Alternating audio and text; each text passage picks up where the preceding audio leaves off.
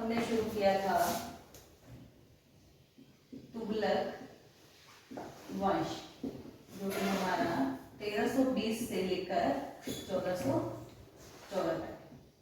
ठीक है, तो इसमें हमने दो शासकों के बारे में पढ़ लिया था, एक था गियासुद्दीन तुगलक और दूसरा था मोहम्मद बिन तुगलक। तो आज हमारा जो लास्ट प्रतापी शासक है उसके बारे में पढ़ेंगे, जिसका नाम है फिरोज शाह तुगलक। ये मोहम्मद बिन तुगलक का चचेरा भाई था।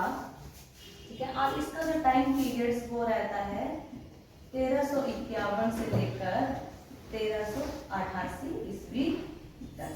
देखो इन्होंने जो ये राजा था इसने ज्यादा अभियान नहीं किए, क्योंकि ऐसा लगता है कि जो काम मोहम्मद बिन तुगलक ने बिगाड़े थे उन्होंने इसको सही किया। तो इसके बहुत सारे अभियान नहीं है, कुछ गिने चुने अभियान है। और जो लास्ट वाले राजा ने जो परिस्थितियां खराब हो चुकी थी उसको इसने सही किया। तो सबसे पहले इसने देखो क्या किया, इसने कर्ज माफ की। देखो हमने पढ़ा था जो मोहम्मद बिन तुगलक था उसने दीवान ए कोही नाम के विभाग की स्थापना की थी और उससे क्या किया था, किसानों को कर्ज दिया था। तो उसने क्या किया कि कर्ज माफ कर दिए, नहीं तो क्या करते, किसान विद्रोह करते। ठीक है, और उसके बाद इसने जो था इक्तेदार, ठीक है, या फिर अमीर जो थे, ठीक है, और सैन्य पद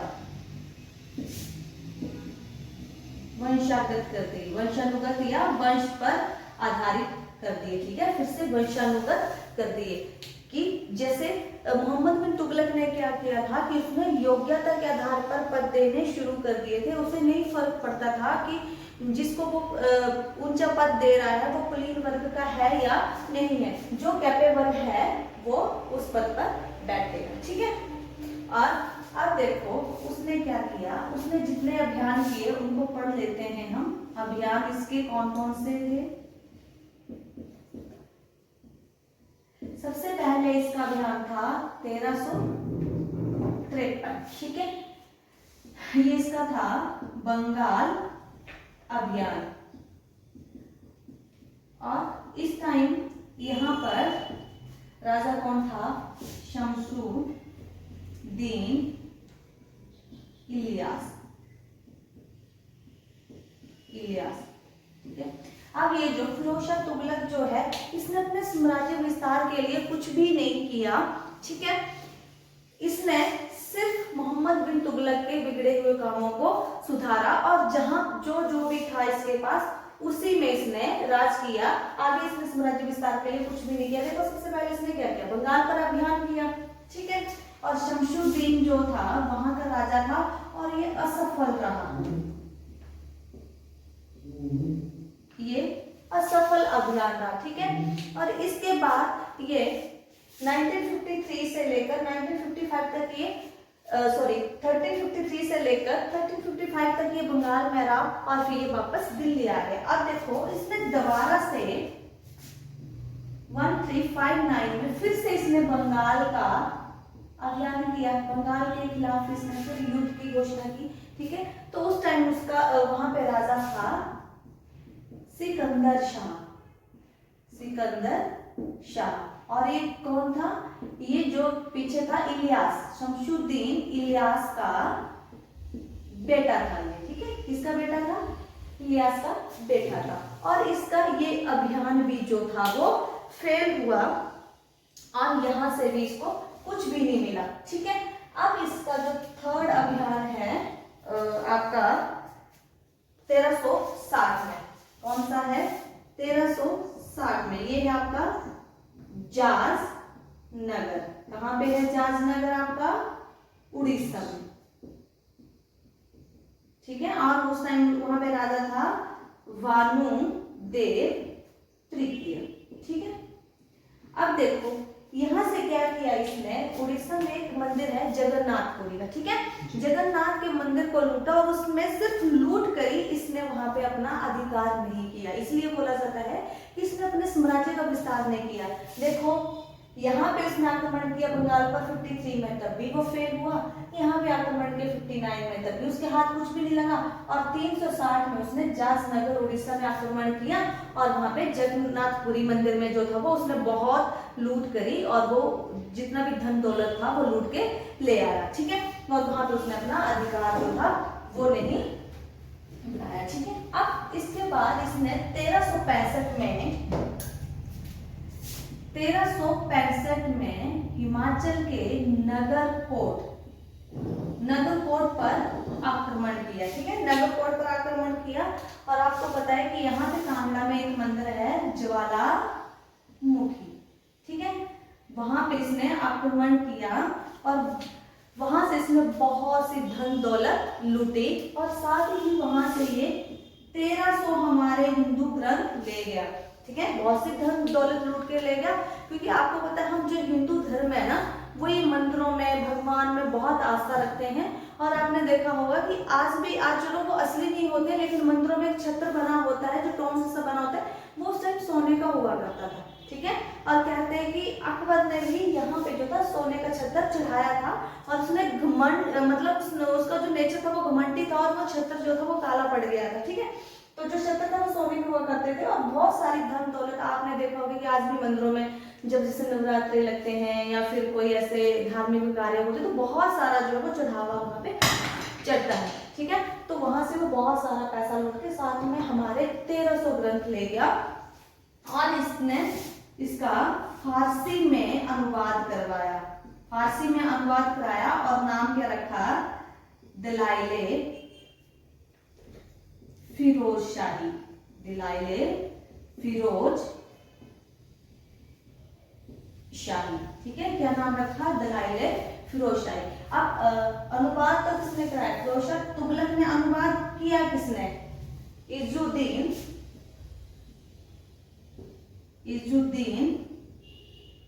खालिद खानी में, ठीक है। क्वेश्चन दो तरह से बन सकते हैं कि अनुवाद किसने करवाया फारसी में, तो फिरोज शाह तुगलक ने करवाया, लेकिन अनुवाद किया किसने, इजुद्दीन खालिद खानी ने। कहीं पे आपको सीधा ही खालिद खानी आएगा, ठीक है। अब देखो इसने क्या किया, सिर्फ ये 3-4 अभियान ही किए जो बंगाल के थे वो सफल नहीं हुए, विफल रहे।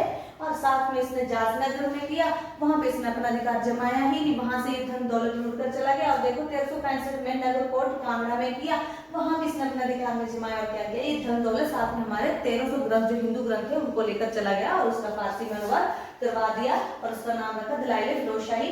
और किसने किया, इजुद्दीन खालिद खानी ने। अब देखो इसने क्या किया, इसने 24 टैक्स को खत्म करके, 24 जो हमारे टैक्स थे उसको खत्म करके कितने टैक्स लगाए, 4 टैक्स लगाए, ठीक है। इसने 24 टैक्सों को खत्म करके कितने टैक्स लगाए, 4 लगाए। अब ये 4 टैक्स कौन थे, ध्यान से देखना।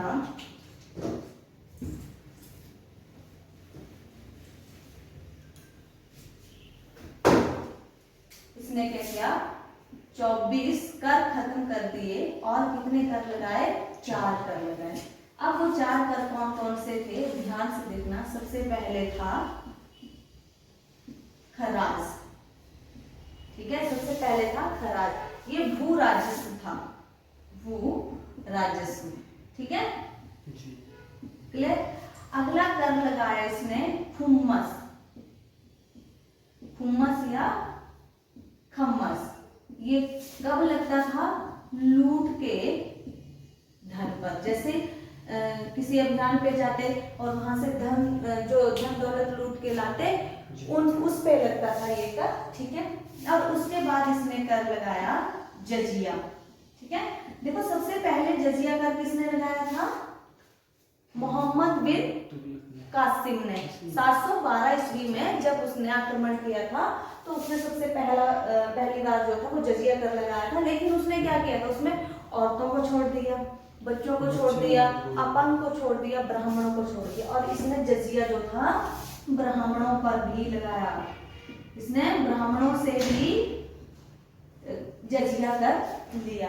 और एक क्या था, ये धार्मिक कर था, धार्मिक कर था, ठीक है। इसने ये कर, क्वेश्चन आ जाता है कि किसने जजिया जो था ब्राह्मणों पर भी लगाया, तो फिरोज शाह तुगलक ने जजिया ब्राह्मणों पर भी लगाया था, ठीक है। और एक जो कर था वो था ज़कात, ठीक है। ये भी एक धार्मिक कर था जो कि मुसलमान दिया करते थे, ठीक है।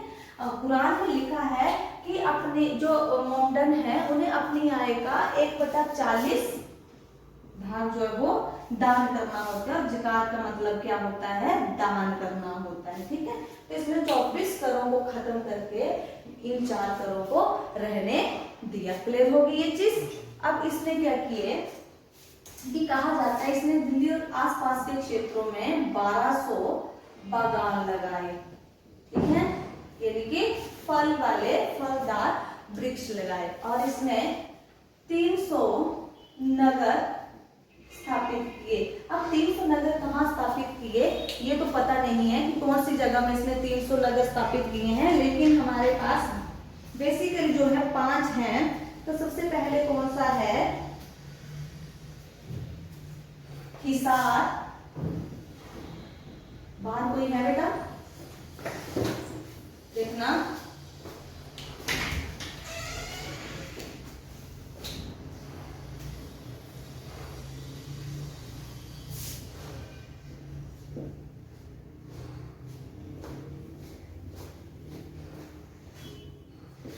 तो कौन सा था, हिसार, फतेहाबाद, फिरोजपुर,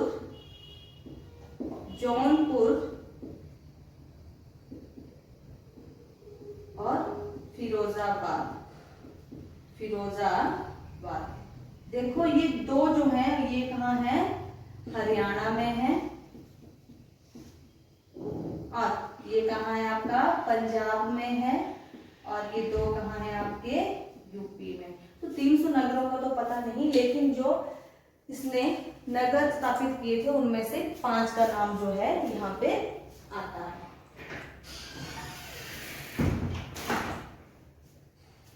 कितने का नाम आता है, 5 का नाम जो यहाँ पर आता है। अब इसने विभाग भी स्थापित किए।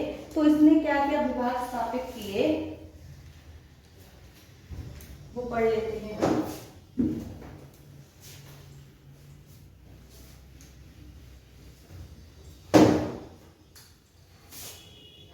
इन विभागों का इन्होंने निर्माण किया। तो पहला है